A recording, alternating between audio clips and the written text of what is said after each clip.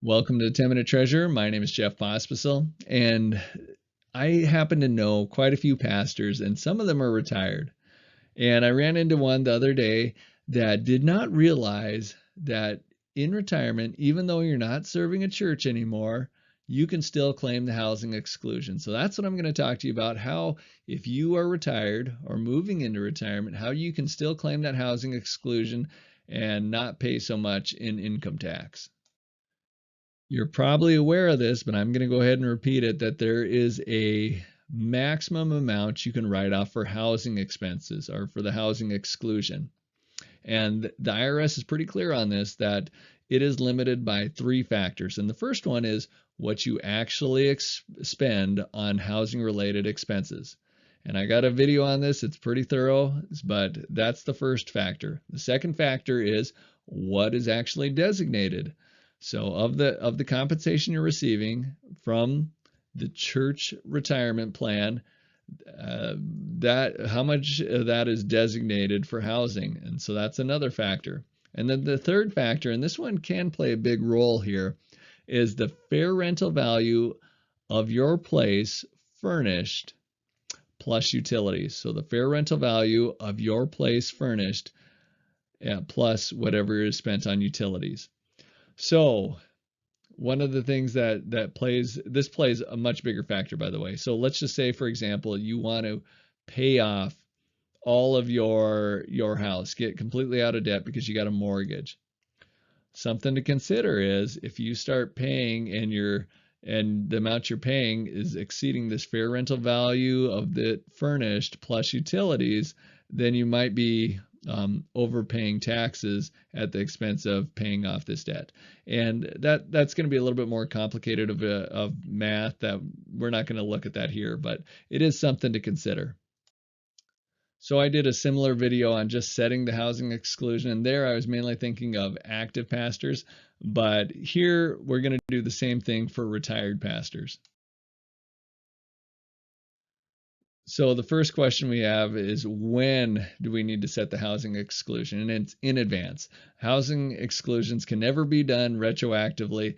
And so normally what happens is that it's set at the annual meeting of the denomination, which is at least in the Dakotas 6 months before the actual tax year that's going to be applicable. So we're going to be setting for 2023, we're going to be setting the housing exclusion in June of 2022. So it does need to be in advance.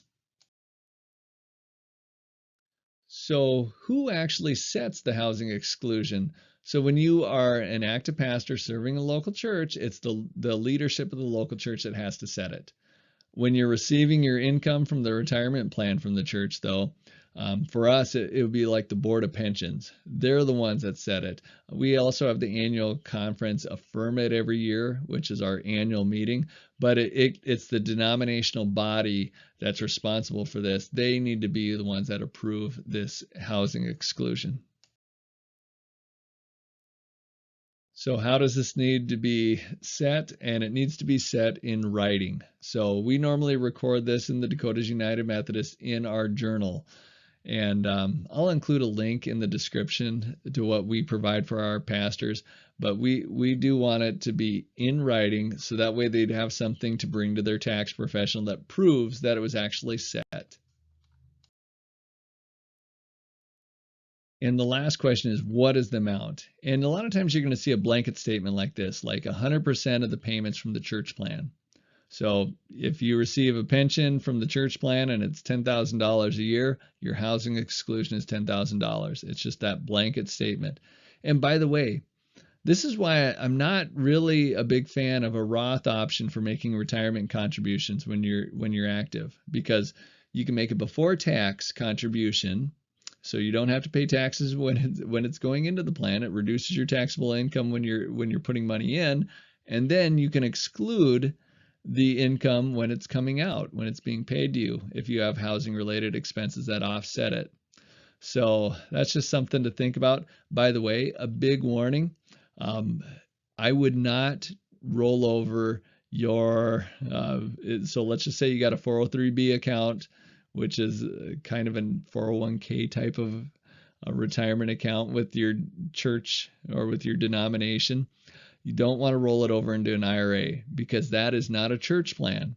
So you can't have a housing exclusion on this non-church plan if you rolled it over into IRA. It has to come from the church plan. That's the part that is actually subject to the housing exclusion. So I didn't make a slide for this, but this is important too, is that the housing exclusion is tied to the life of the pastor.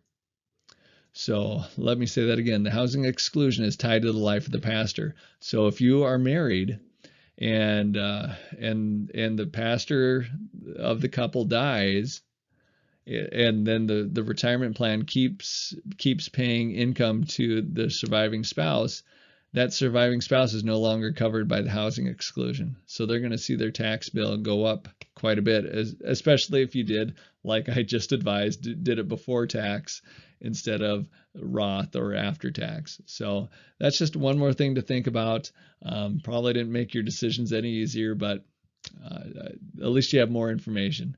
All right, God bless you.